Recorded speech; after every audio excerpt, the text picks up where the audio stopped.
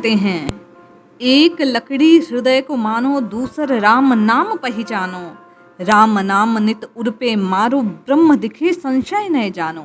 राम नाम जपने से ब्रह्ममय हुआ जा सकता है, राम नाम लेने से राममय हुआ जा सकता है। संत महात्मा और अनुभव सिद्ध कहते हैं, इसमें कोई संशय की बात है नहीं। लेकिन विडंबना ये है कि जो जीवन मिला उसे हम व्यर्थ खो रहे हैं। एक आध्यात्मिक कथा के माध्यम से जानने का प्रयास करते हैं कि जीवन किस लिए मिला था, क्यों मिला था, क्या करना था और हम क्या कर रहे हैं इस अमूल्य मानव जीवन के साथ। ये कथा हमें इस बात की प्रेरणा देगी कि हम कुपंथ को छोड़कर, कुमार्ग को छोड़कर राम नाम रूपी नाव को पकड़ लें और इस भवसागर से पार हो जाएं।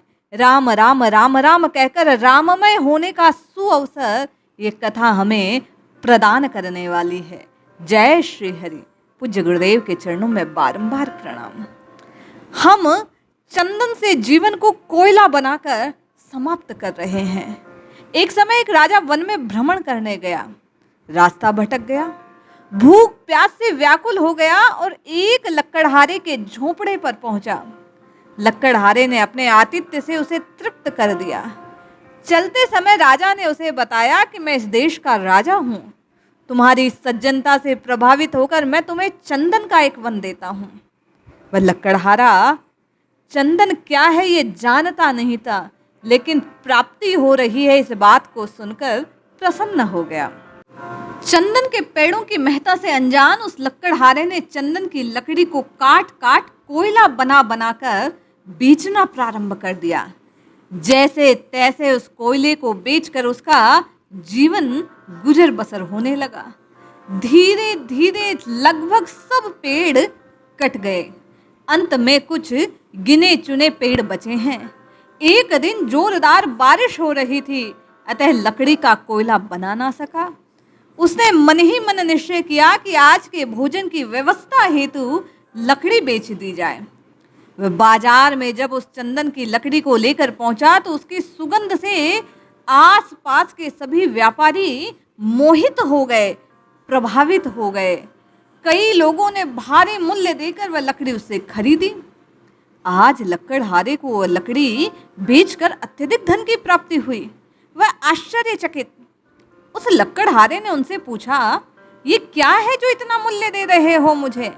वह कहने लगा, ये चंदन की लकड़ी है भाई, बहुत मूल्यवान है, तुम्हारे पास तो खजाना है, खजाना। अब तो वह लक्कड़हारा अपनी नासमझी पर बहुत पछताया।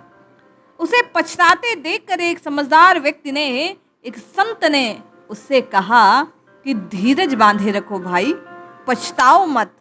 तुम अकेले नासमझ नहीं हो इस बड़ी दुनिया में, सबके सब नासमझ हैं। परमात्मा रूपी राजा ने हमें दुर्लभ मानव तन रूपी चंदन का वृक्ष सौंपा, लेकिन हम चंदन वन के पेड़ों की भांति अपनी एक एक सांस को काम, क्रोध, लोभ, मोह की आग में जलाकर कोयला करते चले जा रहे हैं।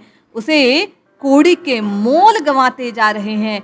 इसलिए अब जो थोड़े से पेड़ बचे हैं उनका सदुपयोग कर लो। वह लक्कड़हारा समझा नहीं। वे महात्मा कहने लगे, भाई बचे हुए जीवन को भजन में लगा दो। जैसे तुम्हारी ये बची हुई चंदन की लकड़ी तुम ऐसे ही बेचो, तुम्हें अधिक धन की प्राप्ति होगी। उसी प्रकार बची हुई सांसों को प्रत्येक साधन, प्रत्येक मानव राम जी के नाम में, राम जी के भजन में, राम जी के ध्यान में, राम जी की पूजा में लगा दे तो निश्चय ही उसे कौड़ी के मोल बिकते इस जीवन का अधिक मूल्य मिल सकता है, परम मूल्य मिल सकता है, उसका उद्धार हो सकता है। इस भवसागर को वह नाम रूपी नौका से पार कर सकता है। नाम के प्रताप से, नाम के प्रभाव से, नाम की महिमा से वह अपने व्यर्थ होते जीवन को मूल्य दे सकता है। इसलिए भाई बहन, विनम्र निवेदन है आप सबसे, जपिए जपिए जपिए, नित्य निरंतर अपने इष्ट के नाम को जपिए, इसी से कल्याण होगा। जीवन को व्यर्थ खोकर हाथ मलते मत रह जाना। जो बचा समय है, जो बची सांसें हैं, उसे राम जी के नाम में लगा लीजिए। अपने जीवन को सार्थक कर लीजिए। नित्य निरंतर प्रभु के नाम को जपिए। परमानंद की प्राप्ति के अपने इस सुअवसर को खोने मत दीजिए। जय श्री हरि।